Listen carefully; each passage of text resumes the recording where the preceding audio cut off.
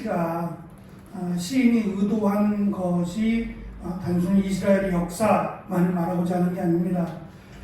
그들의 반복된, 저는 사사기에서 뚜렷하게 보여진 죄악을 행하고 또 그들이 벌을, 심판을 당해서 하나님의 진노하심 앞에 엎드려 회개하고 돌아와 하나님의 은혜를 얻고 회복이 되면 또다시 죄를 짓고 하는 이런 반복된 일들을 이스라엘 백성들이 출애굽한 은혜 가운데서도 펼쳤다라고 하는 것을 강조하면서 지금 이들이 아수르에 의해서 또는 주변 국가들에 의해서 침략을 당하고 또 전쟁에서 지고 또 더 나아가서 아수르나 바벨론에게 포로로 잡혀간 그런 상황이 되더라도 지금 돌아오라고 시인은 돌아오면 자비와 긍휼이 풍성하신 하나님이 과거에도 하나님이 벌하실만 하고 멸하실만 함에도 하나님이 그들을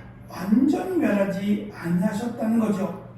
그래서 돌아오라는 것과 특별히 35절에 있는 것처럼 저희가 회개한 것처럼 보였으나 저들은 저희의 입으로는 악청하고 혀로 거짓을 말한 그것을 기억하고 철저하게 하나님께 회개하고 돌아올 것을 촉구하고 있습니다. 특별히 그 34절에 보시면 저희가 돌이켜 하나님을 간절히 찾았다라고 시인이 말하는데요. 이 하나님을 간절히 찾은 그때가 34절은 하나님이 저희를 죽이실 때에라고 강조를 해요. 그러니까 하나님의 심판, 하나님의 징계로 말미암아 저들이 고난, 고통 가운데 있을 때 직접이 아닌 애굽을 통해서 말입니다. 애굽을 통해서 하나님이 그들을 심판하시는 그때에, 그러니까 430년 지금 애굽을 통해서 장자들, 태어나는 아들들을 다 죽이라 한 바로의 그 명령이 하나님께서 그들을 향하여 진노하셔서 하나님께서 그들에게 회개하게 하기 위한, 돌아오게 하기 위한 하나님의 징계였다라고 해석을 하고 있어요. 그렇게 보면 하나님의 징계 또는 하나님의 심판이 그들을 하나님께로 돌아오게 하는 비록 채찍질인 것처럼 막대기인 것처럼 보이지만 그것이 하나님의 은혜였다는 거죠. 지금 매를 맞고 있는 이스라엘 백성들, 적들의 침략에 의해서 고통당하는 또는 포로로 잡혀가서 괴로움을 당하고 미래가 보이지 않는 이런 암울한 현실도 하나님이 그렇게 만드셨다라고 지금 말하고 있는 겁니다. 그러니 하나님을 비록 원망할지라도 그 가운데서도 결국은 한계를 느끼잖아요. 그래서 시인은 이 인간의 모습을 39절에 보면 저희는 육체뿐이라 가고 다시 오지 못하는 바람이라고 설명을 하고 있어요. 이 바람에 흩날리는 겨를 보면 바람에 따라 이리 저리 움직이잖아요. 그러다가 보면 사라져버리는, 결국 그것이 인생이다, 인간이다라는 표현을, 시적인 표현을 합니다. 야고보도 그렇게 설명을 했어요. 예수님의 동생 되는 야고보도 인간은 한낱 안개와 같다고요. 이스라엘 백성들은 이 일교차가 굉장히 크다 보니까 아침에 안개가 자욱하게 껴요. 그 안개 가운데 이슬이 만들어지죠. 일교차에 의해서 생성된 거예요. 그런데 그 해만 뜨면 언제 그랬냐 싶게 한 치 앞도 이렇게 바라볼 수 없는 그런 것이 감쪽같이 사라지죠. 마찬가지로 인생이란 안개와 같은 것임을 야고보가 설명하면서 그 안개와 같이 사라질 그 인생에 모든 걸 걸고 살지 말라는 거예요. 그러면 해가 뜨고 안개가 다 사라지면 그 안개가 어디 갔냐라고 설명할 수 있을까요? 마치 그것이 우리가 살아가는 인생으로 설명을 하면서 이 나그네와 같고 안개와 같은 그 인생에서 그런 것들은 어쩔 수 없는 그것이 우리가 원해서 만들어진 건 아니겠지만 그 안개와 같고 나그네와 같은 인생 속에서 진정한 답을 찾으라고 하는 것을 특별히 행함이 있는 믿음을 야고보가 강조했던 것처럼 시인 역시도 그렇게 허무한 인생 그렇게 살지 말라는 거죠. 하나님이 원하시는 그리고 하나님이 기뻐하시는 삶을 살 것을 설명합니다. 특별히 오늘 말씀은 광야 가운데서 어제도 그렇지만 광야 가운데서 하나님이 역사하셨던 이 홍해바다의 사건 또는 출굽의 사건들을 설명을 하면서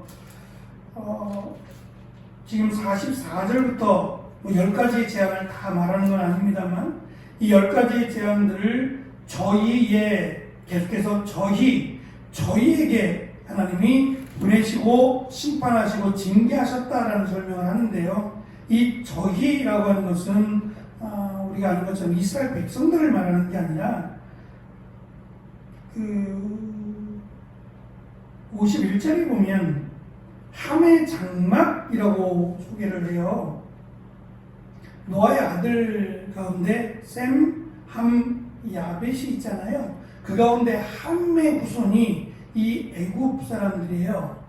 함의 후손, 흑인이잖아요. 그러니까 애굽 사람들이 검었거든요. 클레오파트라가 검듯이 검어요. 그러니까 이들을 지금 이들이 누구의 자손이냐라고 하는 것을 지금 드러내 보인 거예요.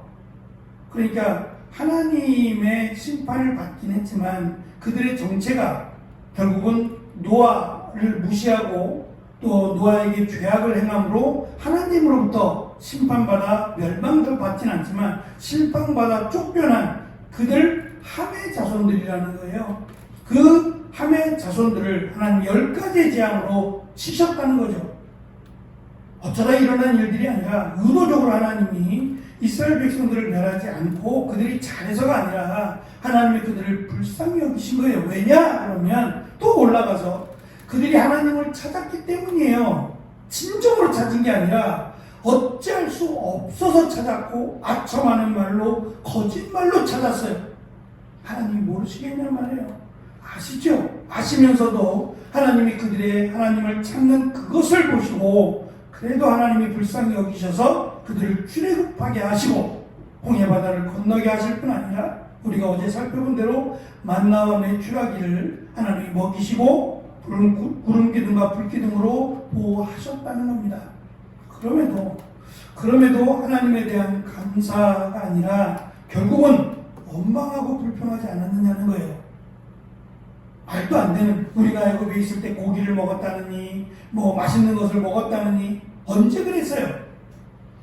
하나님이 주셨으면 은혜에 감사해야 되는데 감사하기는커녕 오히려 원망하고 불평하고 투정만 부리던 그 이스라엘 백성들의 역사를, 지금 아픈 역사들을 꺼내서 너희가 이러지 않았느냐, 결국 하나님이 너희들을 더 심판해도 마땅하지 않았느냐는 거예요. 과연 이들의 역사, 이스라엘의 역사만 그렇게 했느냐라는 거죠. 하나님을 믿는다 하고 하나님의 은혜를 고백하는 우리 또한 하나님 앞에 감사하고 그 은혜를 기억하고 살아가면 정말 좋겠습니다. 근데 그렇지 못하고 때로는 우리의 생각이 더 앞서가서 때로는 하나님을 원망하거나 불평하거나 감사하기는커녕 하나님 앞에 투정 부리고 있는 우리의 모습들, 그것만 생각하면 하나님이 징계하셔도 마땅하다라고 할 수 있지만 결국 하나님은 그럼에도 불구하고 하나님이 그들을 약속의 땅으로 인도하셨다라는 것이 시인의 설명이에요. 원래 이스라엘 백성들의 행동 또는 그 행동에 따른 결과만을 놓고 보면 약속의 땅에 들어갈 사람은 없다는 거예요. 다 광야에서 죽어야 마땅해요. 근데 하나님이 몇 번이나 그들을 불쌍히 여기시고 용서하시고, 물론 때로는 징계하시고 심판도 하시지만 정말 징계하고 심판하셨다면 아무도 안 남았을 거라는 거죠. 대표적인 몇 사람들만 하나님이 심판하시고 또 용서하시고, 이러한 반복된 하나님의 자비하심으로 말미암아 약속의 땅으로 들어오게 됐다는 거예요. 그런데 그 약속의 땅에 들어와서도 여전히 똑같은 죄악을 행하는 이스라엘 백성들을 이 55절 이후로 한 번 더 설명을 합니다. 그러니까 반복된 이스라엘 백성들의 죄악들을 고발하듯이 살펴보기를 원하는 겁니다. 왜 이스라엘 백성들이 여기까지 이렇게 오게 되었는지 힘이 없고 무력해서가 아니라 죄악 때문이고 하나님의 말씀을 기억하지 않았기 때문이라는 거예요. 그러면 지금 이스라엘의 역사가 그렇습니다. 그리고 이스라엘 백성들이 또 다른 반복된 이 죄악의 역사를 거치지 않게 하기 위해서 그들은 글을 남기는 거예요. 부끄럽지만 이것을 솔직하게 아픈 역사들을 기록을 해서 후인들에게 이것을 인지하고 하나님의 말씀을 기억하는 것이 이 시를 쓴 목적입니다. 이 하나님의 역사 또는 이스라엘의 역사를 정확하게 알고 전철을 밟지 말라는 거예요. 그리고 지금 1차적으로는 이 상황 가운데 있는 이스라엘 백성들에게는 돌아오라는 겁니다. 서둘러서 하나님께로 돌아오라. 그러면 하나님이 긍휼히 여기시고 그들을 인도하시리라고 하는 첫 번째 대상자인 지금 이 시를 노래하고 읽는 이들에게는 하나님께로 돌아올 것을 지금 간절하게 권면하고 있고 나중에 후대에 이 글을 읽는 믿음의 후손들에게는 전철을 밟지 말라는 거예요. 그래서 저는 역사가 중요하다는 생각을 합니다. 이 한국의 역사, 저는 다른 건 몰라도요, 이 한국의 역사만큼은 좀 정확하게, 부끄럽더라도 정확하게 우리 후손들에게 알려줘야 된다고 생각해요. 그래야 똑같은 전철을 밟지 않지 않겠어요? 그래서 저는 이 정확한 판단이나 역사를 보는 정확한 관점이 중요하다 생각이 들어요. 지금은 모르겠습니다만 한국사 또는 이 사회라고 하는 이런 과목이 불필요하다고 여겨서 가르치지 않아도 된다라고 결정난 때가 있었어요. 한국사를 가르치지 않아도 된다. 그래서 수능에 필요한, 시험에 필요한 과목들만, 이 과목이 많다 보니까 과목들만 가르쳐서 학생들을 평가해야 된다라고 주장했던 적이 있어요. 전 어리석은 일이라고 생각해요. 똑똑하면 됩니까? 한국에 살아가고 한국 사람으로 살아간다면 무엇보다 한국의 역사를 알아야 된다고 생각해요. 그것이 이 한국을 바로 세울 수 있고 또 정말 한국 사람으로 살아가기 위한 좋은 밑거름이 된다고 생각해요. 똑똑한 사람, 이것만 가지고는 저는 교육에 문제가 있다고 생각합니다.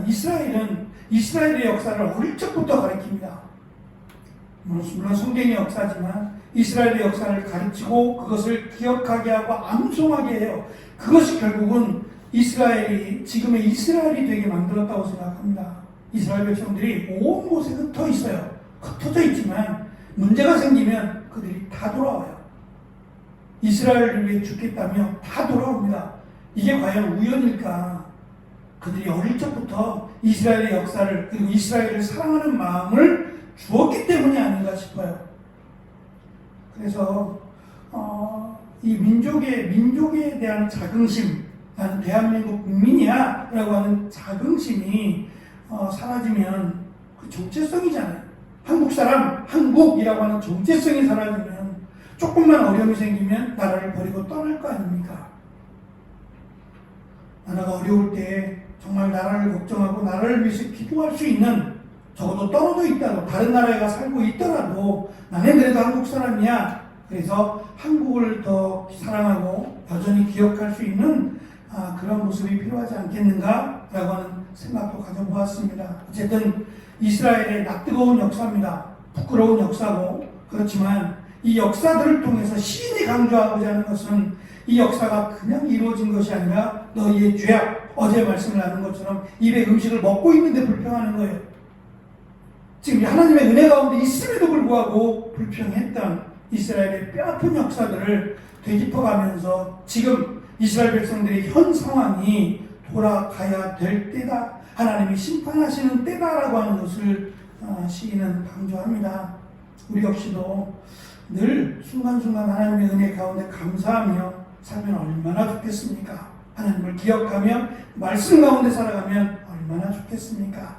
말씀을 통해서 또 특별히 이 시편의 짧은 이스라엘의 역사를 돌아보는 이 말씀들을 통해서 우리의 삶을 돌아보고 또 우리가 계획하고 준비하는 것들이 과연 하나님이 원하시는 것이고 하나님이 기뻐하는 것인가, 기뻐하시는 것인가를 돌아볼 수 있는 귀한 한 날 되어지기를 간절히 축원합니다. 기도하겠습니다.